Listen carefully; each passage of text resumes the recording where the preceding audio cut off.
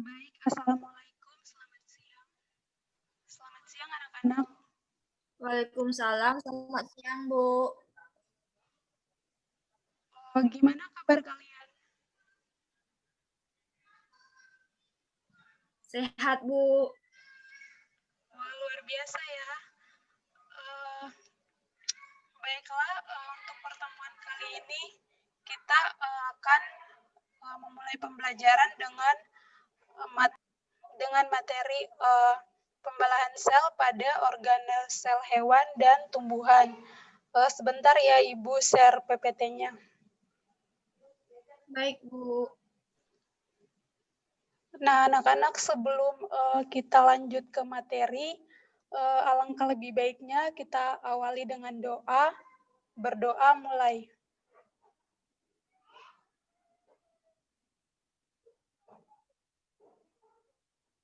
Berdoa selesai. Nah, sebelum memulai pembelajaran, Ibu akan mengambil absensi terlebih dahulu. Suci Fajrani. Hadir, Bu. Syafiratul Marham. Hadir, Bu. Kemudian Femel Fajria. Halo, Femel. Hadir, Bu. Semuanya hadir ya. Sebelum lanjut ke materinya, Ibu mau tanya dulu, apakah di sini ada yang tahu apa itu pengertian dari sel?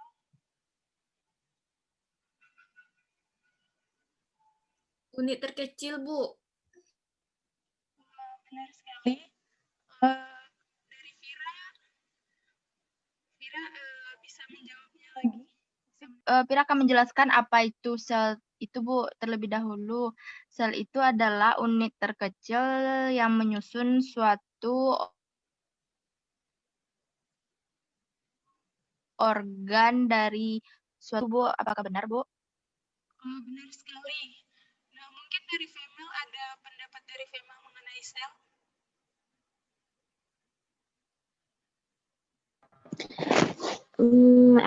Tidak ada, Bu. Oke, baik. Kalau begitu kita lanjut ke materi berikutnya. Nah, sel ini pada awalnya sel digambarkan pada tahun 1665 oleh seorang ilmuwan Inggris yang bernama Robert Hooke yang telah meneliti irisan tipis gabus melalui mikroskop yang dirancangnya sendiri. Nah, kata sel ini berasal dari bahasa Latin yang berarti cellulae atau kamar-kamar kecil. Nah, sel sendiri merupakan unit struktural dan fungsional terkecil dari makhluk hidup. Seperti yang tadi anak-anak bilang, pengertian sel itu benar sekali merupakan struktural dan fungsional terkecil dari makhluk hidup. Nah, kemudian sel ini terbagi menjadi dua bagian. Yang pertama yaitu sel prokariotik dan yang berikutnya yaitu sel eukariotik. Apakah anak-anak ada mendengar suara Ibu? Halo anak-anak, ada dengar suara Ibu? Ada, Bu. Oke, kita lanjut ya. Kemudian sel prokariotik ini tidak memiliki membran inti yang jelas untuk melindungi DNA. Contohnya pada bakteri dan ganggang biru. Kemudian sel eukariotik.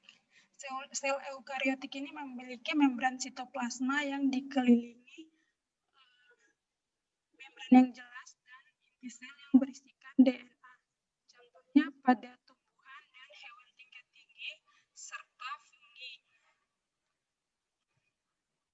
Selanjutnya ini Ibu sajikan gambar sel prokariotik dan sel eukariotik.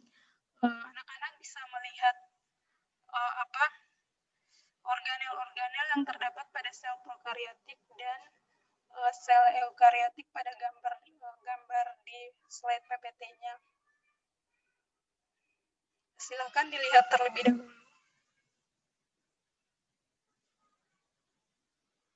Bisa kita lanjut ke slide berikutnya.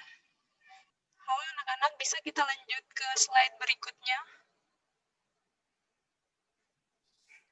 Bisa, Bu. Bisa, Bu. Oke, kita lanjut ya. Nah, berikutnya materi selanjutnya akan kita bahas mengenai sel hewan dan sel tumbuhan. Nah, organel-organel yang terdapat pada sel hewan dan sel tumbuhan yaitu, sebentar ya anak-anak. Nah, berikut organel-organel yang terdapat pada sel hewan dan sel tumbuhan. Yang pertama ada membran sel. Membran sel ini merupakan bagian terluar yang melapisi sel.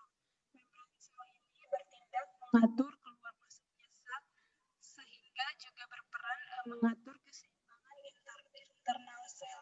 Nah, membran sel ini terbuat dari lipid sehingga strukturnya lebih lentur. Sedangkan dinding sel merupakan lapisan terluar yang melapisi sel tanaman yang terbuat dari selulosa. Sel ini membantu menjaga tekanan dalam sel. Nah, selulosa ini merupakan zat kayu sehingga membuat tanaman menjadi strukturnya lebih keras. Selanjutnya ada sentrosom. Sentrosom ini merupakan bagian dari sel hewan. Sebuah sel hewan yang mengandung satu atau dua sentrosom yang membantunya dalam pembelahan mitosis. Kemudian ada kloroplas. Kloroplas adalah plastida yang berwarna hijau yang merupakan bagian sel. Kloroplas ini membantu produksi enzim dengan produksi fotosintesis dengan bantuan cahaya matahari. Sebentar ya anak-anak. Kita lanjut lagi. Halo anak-anak, ada kalian dengar suara ibu? Halo anak-anak, ada kalian dengar suara ibu? Ada, Bu, tapi sedikit putus-putus, Bu. Ada, Bu. Ya, mungkin kita terkendala jaringan ya. Ada terlihat slide PPT-nya? Ada, Bu. Oke, baik, kita lanjut ya.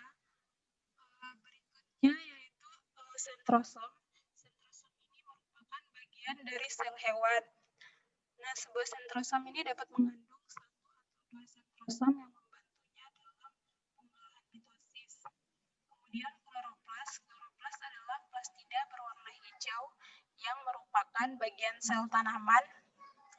Kloroplas membantu produksi makanan dengan bantuan cahaya matahari yang kita sebut dengan fotosintesis. Kemudian kita lanjut, ada kromoplas. Kromoplas juga merupakan organel sel tanaman yang memiliki warna bervariasi.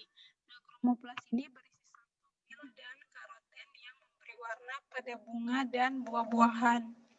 Kemudian organel sitoplasma. Nah, sitoplasma ini merupakan campuran air dan larutan senyawa organik dan anorganik. Sebagian besar bagian dari sel tersuspensi dalam sitoplasma dan semua fungsi metabolisme dan aktivitas sel hewan juga terjadi di sini. Kita lanjut ke slide berikutnya, ada organel retikulum endoplasma. Nah, retikulum endoplasma ini strukturnya seperti tabung yang ditemukan dekat nukleus dan membantu memberikan dukungan pada sel tumbuhan dan hewan yang kita sebut dengan RE. Ada dua jenis retikulum endoplasma, yaitu RE halus yang tidak dilekati ribosom dan kemudian ada RE kasar yang dilekati ribosom. Kemudian ada badan Golgi. Badan Golgi adalah struktur vesikular datar yang tertumpuk satu di atas yang lain. Bagian sel ini mengeluarkan dan menyimpan hormon serta enzim yang membantu dalam transportasi keluar dari sel. Masih kedengaran suara ibu anak-anak? Masih, Bu. Baiklah, kita lanjut ke slide berikutnya. slide berikutnya yaitu organel yang ke-9, leukoplast. Leukoplast ini merupakan organel sel tumbuhan yang membantu dalam penyimpanan pati atau tepung. Kemudian ada lisosom. Lisosom ini merupakan bagian dari sel hewan yang berbentuk kantung selaput dan menjadi bagian dari badan Golgi yang mengandung berbagai enzim dan juga membantu dalam pencernaan intraseluler dan pembuangan zat asing. Nah, bagian sel ini juga dikenal sebagai kantung bunuh diri karena jika salah satunya pecah, maka seluruh sel akan hancur. Nah, kemudian berikutnya ada organel mitokondria. Nah, mitokondria ini memiliki dua lapisan membran dengan membran bagian dalam terlipat dan berbentuk krista. Nah, mitokondria ini adalah pusat pembangkit energi sel di mana ATP dihasilkan melalui respirasi sel. Kemudian ada nukleolus. Nukleolus ini mengandung RNA dan mengirim RNS ke ribosom bersama dengan cetak biru protein yang disintesisnya. Kemudian kita lanjut ke ribosom. Ribosom ini merupakan bagian sel yang mengandung RNA dan berfungsi membantu sintesis protein. Kemudian ada vakuola. Vakuola merupakan vesikel besar dan berlimpah yang terdapat dalam sel tanaman. Nah, vakuola ini berisi cairan dan membantu dalam penyimpanan zat material pembangunan sel dan air.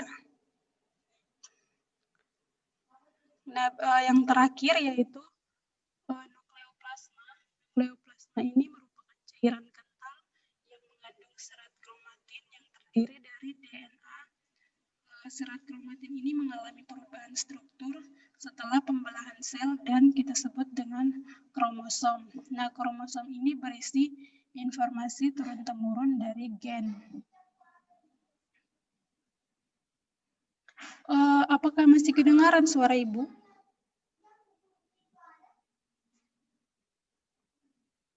Masih, Bu. Kedengaran jelas, Bu. Baiklah, kita lanjut ke slide berikutnya. Berikut Ibu sajikan gambar sel hewan dan sel tumbuhan. Nah, anak-anak bisa lihat sendiri pada gambar tersebut ada organel-organel yang sudah tadi Ibu sebutkan tadi. Anak-anak boleh lihat dulu sebelum kita lanjut.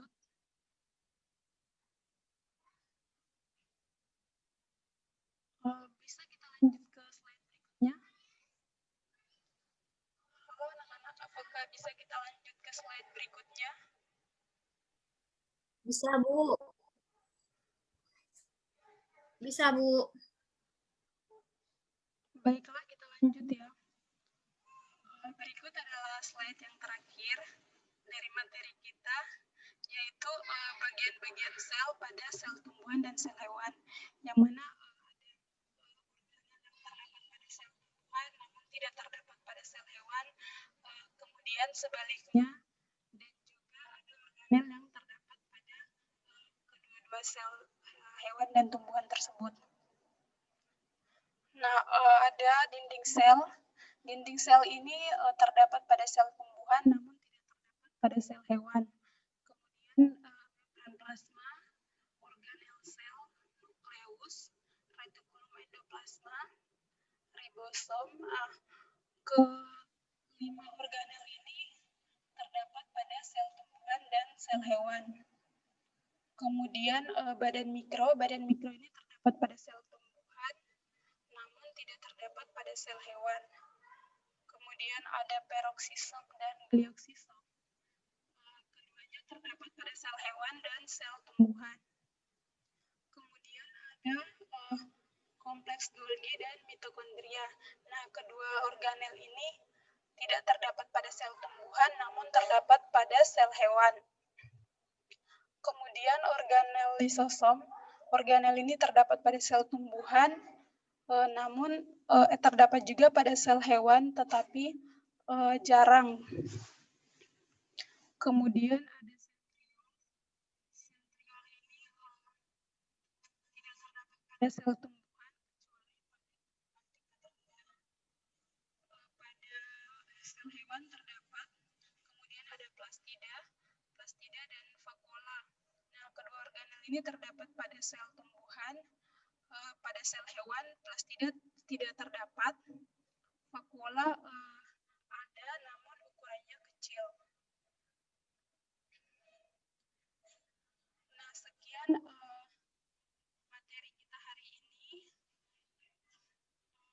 Selanjutnya, Ibu akan menguji kemampuan kalian dengan LKPD yang akan Ibu berikan untuk dikerjakan. Nah, kalian di sini ada 2 orang ya. Yang satunya Si Femel keluar sendiri, Bu. Katanya jaringannya hilang. ya. Kayaknya sudah bisa bergabung.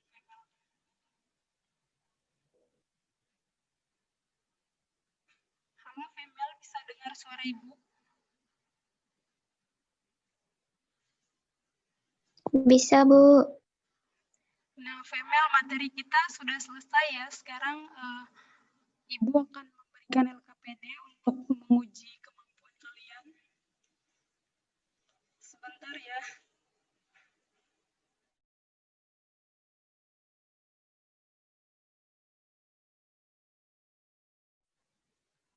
Maaf ya Ibu, tadi lupa suaranya. Sekarang udah bisa kedengaran apa belum? Halo anak-anak, suaranya udah bisa kedengaran apa belum? Anak-anak, Ibu kasih waktu 15 menit ya untuk kalian jawab.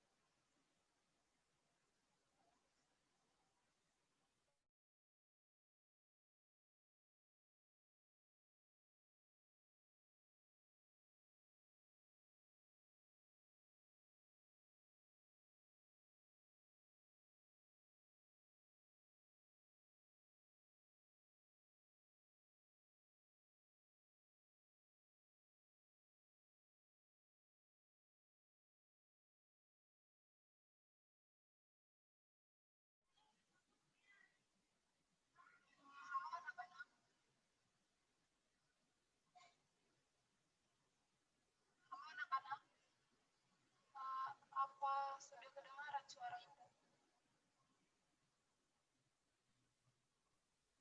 Agak sedikit putus-putus, Ibu.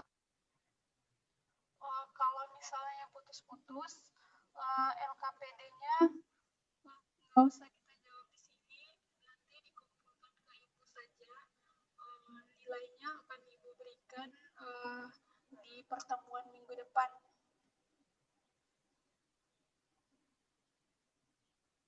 Baik, Ibu.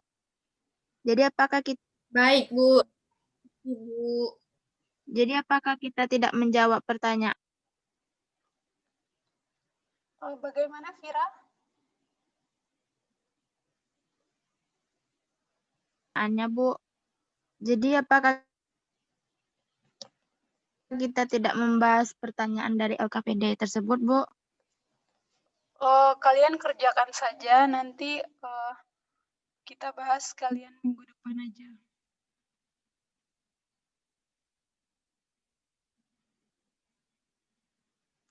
Ada kedengaran suara Ibu? Ada, Bu.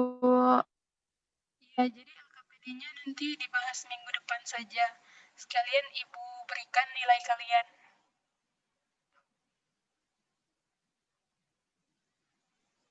Baik, Bu. Mungkin sekian pertemuan kita hari ini. Ibu ucapkan terima kasih untuk anak-anak semua walaupun terkendala jaringan. Namun pertemuan pembelajaran kita hari ini bisa selesai. Sampai jumpa di pertemuan selanjutnya.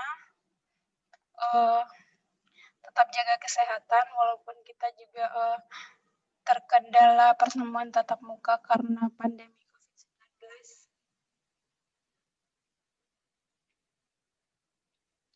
Untuk mengakhiri pertemuan kita hari ini, Ibu ucapkan selamat siang untuk Ananda semuanya. Selamat siang. Kalau Ananda bisa diakhiri pertemuannya. Siang, Ibu. Bisa, Bu. Bisa, Bu. Sampai jumpa di pertemuan selanjutnya ya. Iya, Bu. Iya, Bu. Oke, boleh. Ananda semuanya boleh live.